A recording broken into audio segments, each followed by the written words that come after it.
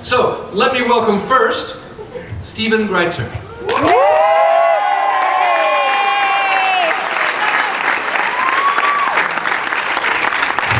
Let me also welcome at the same time, Shane Hegde.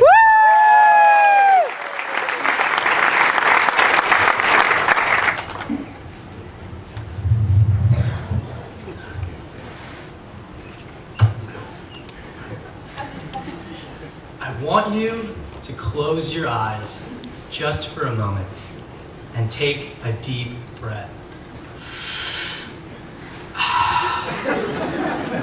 Release your consciousness to me. Allow me to step into your mind. Imagine just for a moment that I am a grossly overweight, waspy, white, 60-year-old fat cat on Wall Street. Relaxed, I sit with my soulless colleagues and sip on $500 scotch in the cigar room of our country club. Aw, Shane, don't you remember the days when we were in university? I majored in mathematics. This display of pretension goes around the table. Oh, indubitably. I studied the subject matter of political science. For me, it was economics. And you there, Shane?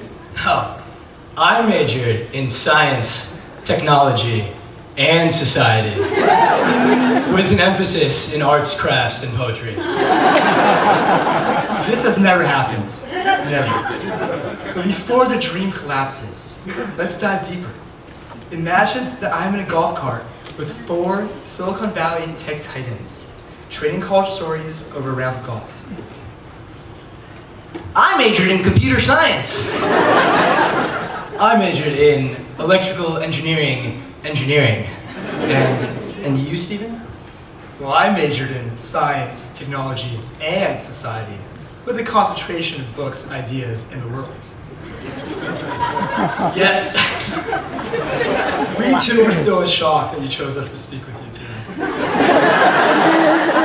Yes, we are utterly unworthy of this honor, and there are so many among our peers who would have delivered this final goodbye so well. What is more, Shane and I have been best friends throughout the entirety of our college experience. To be honest, one could say Stephen has been the perfect Bonnie to my Clyde. And to be honest, exactly what we intend to be with you today, to be completely 100% honest. So, Mrs. Greitzer. And Mrs. Hegde, we would like to apologize for the 10 minutes ahead of us. To all of the football players graduating with us today, We would like to apologize. during a football game in the fall of our sophomore year, Stephen and I noticed something peculiar. All of the trainers standing by the sidelines wore a standard Stanford athletic shirt, khaki pants, running shoes, and sunglasses. All items that we ourselves owned. So before the home game against USC, we of course dressed as Dr. Goldenstein, And Dr. Patel, members of the Stanford training team that would of course be required on the sidelines for the entire duration of the game. With great costumes, a confident swagger and smile, we sauntered up past security rather easily and enjoyed the best seats in the house for the night. to all those who have gifted us beautiful music in the new Stanford Band Concert Hall.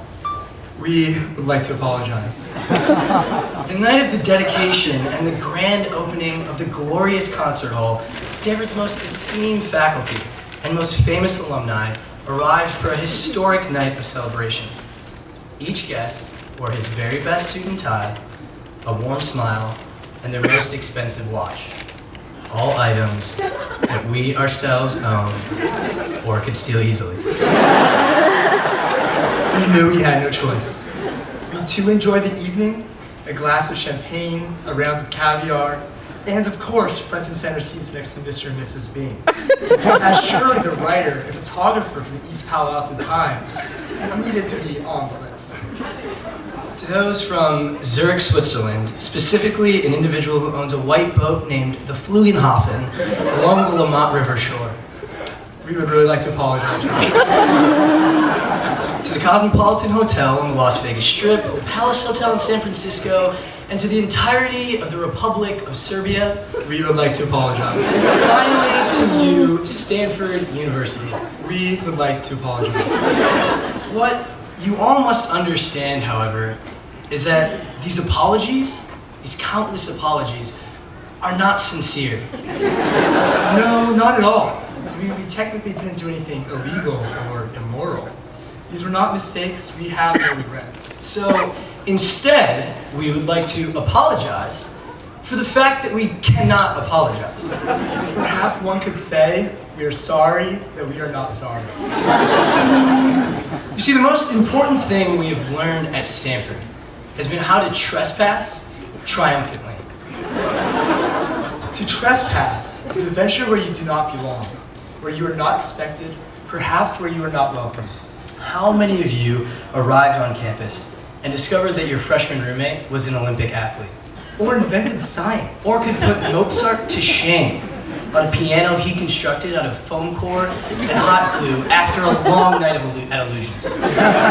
How many of you felt you did not belong here? When you failed your first essay, or problem set, or final? When your best friend failed his first essay? Did you feel that you did not belong at Stanford?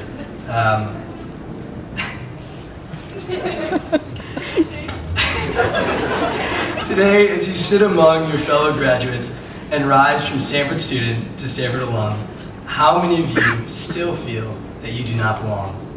We have been trespassing here since day one, but we have done so triumphantly. We have earned the self-confidence to declare that we do belong here. This is not our home, but our kingdom. That we will win and we will graduate from the university where we once did not belong. What we all must understand, however, is that when we enter into the next chapter of our lives, as graduates of the STS department, we will be trespassing once again. In fact, each and every one of us will be trespassing no matter where we go. There's no breed like us, STS graduates. We speak in completely different terms of the Laturian collective, the cloud, the designer innovating, innovation, ideation, innovation, social, mobile, etho-political, virality, vitality. You see, these words mean nothing. But because we are STS majors, we can make them sound important. We speak slower and slower to emphasize baseless points and to lose our listeners in the soothing tones. We get faster and faster and louder to emphasize our ill-based technical understandings crescendo. We will forever be the unexpected, the misunderstood, and perhaps the unwelcome. We will forever be trespassing in the adventures we embark on. The real world, life, will likely be much harder than the 4 years we just finished. The rules constructed by those who came before us, those with graying hair. We see you, Fred Turner. They did not count us in their plans. In fact, they will likely continue to count us out. We have no choice but to do what we did here. To disregard the roles imposed by others onto us, the expectations and assumptions that constrict our dreams, the obstacles that hinder our pursuits. Because when life gives you lemons, make lemon lime for locos. Through STS, we were empowered to pursue everything. And while that made it difficult for us to pick a final career path, it has also created this, the most diverse graduating student body out of any major department at Stanford.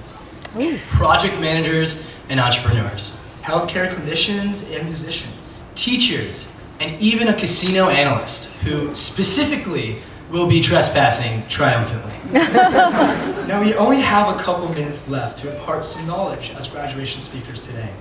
And of course, we are obliged to present you with some classic graduation platitudes.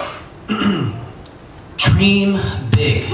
Dream big dreams. Take your big dreams and dream bigger than these. Your biggest dreams aren't good enough. Risks. Take them, and when shit starts hitting the fan, don't turn around, just run. The wind of freedom blows. I heard that this morning and I don't even know what that means. Fail.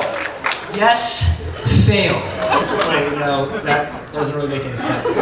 There's for the chumps who are getting the home biodegrees. Gotcha. Make mistakes. But absolutely lie to get out of any trouble and take your fault to the grave. Try many new things. Actually, at this point, stop trying things. This page has allowed us to do that for way too long. Eventually, we're gonna have to figure out what to do with our lives. Schmoozy, as they shockingly call Steve-O, has been trying to get me to say goodbye for the last 2 weeks. But yesterday, our big boy finally decided he wouldn't need it. It's not that I don't need it, Shane. It's just that I don't really think there's a reason for it. And that's because I'll see him a year from now when we both quit our jobs and start a tech company together. I'll see you when you're the best man at my wedding. And when you give the drunkest, most obnoxious speech in the time. Okay, and I'll see you when your kids ask your wife how long unmarried Uncle Shane will be living in the garage.